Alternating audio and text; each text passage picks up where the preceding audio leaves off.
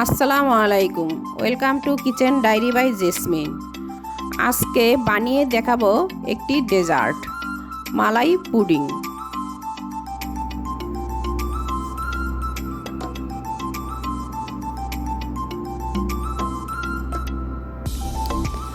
আমি এখানে 1 cup condense milk নিয়েছি, 1 কাপ গুঁড়ো দুধ দিয়ে দিলাম,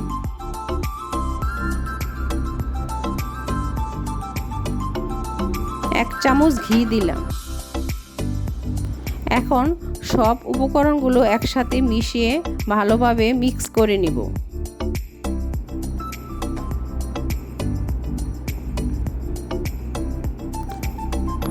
চুলাটা মাঝারি আঁচে রাখতে হবে।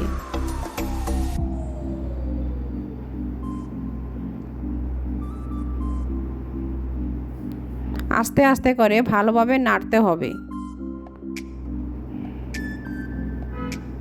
এই তো 3টা উপকরণ একসাথে মিশিয়ে এখন কিছুটা লিকুইড ভাবে হয়ে আসছে।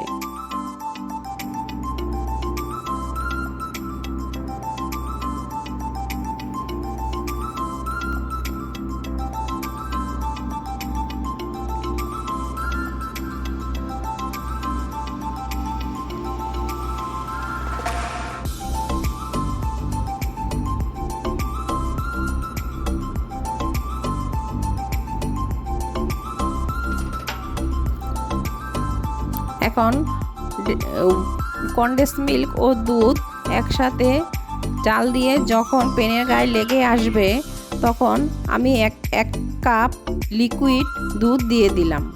এখন ভালোভাবে মিশিয়ে নেব যাতে দানা ভাব না থাকে। কাজটা ভালোভাবে করতে হবে, ধৈর্য সহকারে। এই তো ভালোভাবে মিশে গেছে। আবারও আমি এই লিকুইড দুধটাকে শুকিয়ে নিব।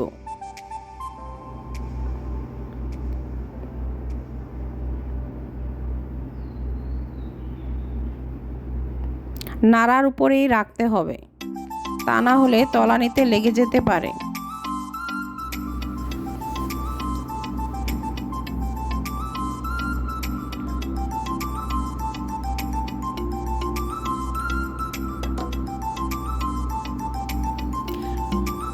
এই তো দুধটা অনেকটাই শুকিয়ে এসেছে।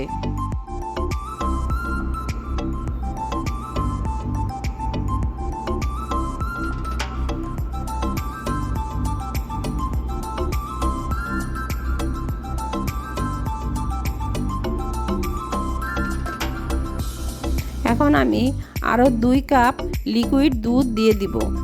এটা আমার আগে থেকেই জাল করা ছিল।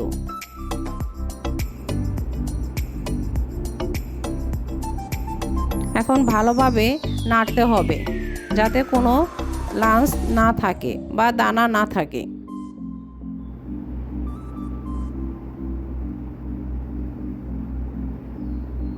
চুলাটা মিডিয়াম আঁচে রাখতে হবে।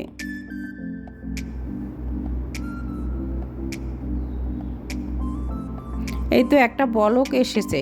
আসার পরে আমি কিছুটা জর্দার রং দিয়ে দিলাম। এটা অপশনাল, আপনারা চাইলে দিতেও পারেন, নাও পারেন।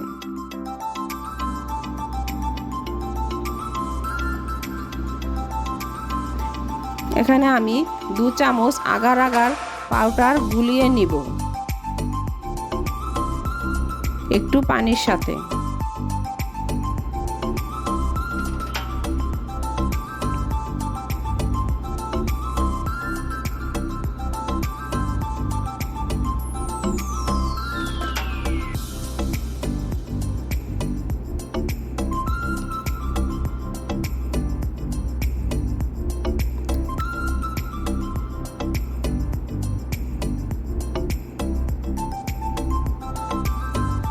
এখন আমি ঢেলে দিব দুধের উপরে, ভালোভাবে মিশিয়ে নিব।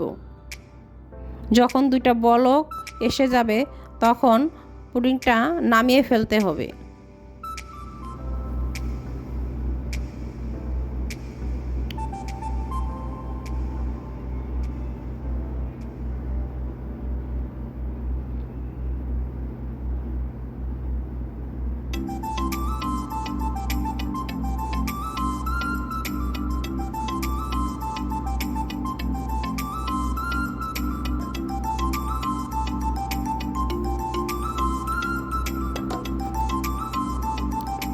এই তো বলক এসেছে। এখন আমি চুলাটা অফ করে দেব। আমি একটা বাটিতে ঘি ব্রাশ করে নিয়েছি, সেটার উপরে পুডিংটা ঢেলে দিলাম। এখন ঠান্ডা হয়ে আসলে আমি ফ্রিজে আধা ঘন্টার জন্য রেখে দিয়েছি। ফ্রিজ থেকে নামিয়ে আমি কিছু আনার দিয়ে এখানে পরিবেশন করেছি। এই তো রেডি হয়ে গেল আমার একটি ডেজার্ট মালাই পুডিং। ফেসবুক থেকে দেখে থাকলে ফলো দিয়ে দিবেন এবং ইউটিউব থেকে দেখে থাকলে সাবস্ক্রাইব করে দিবেন। আল্লাহ হাফেজ।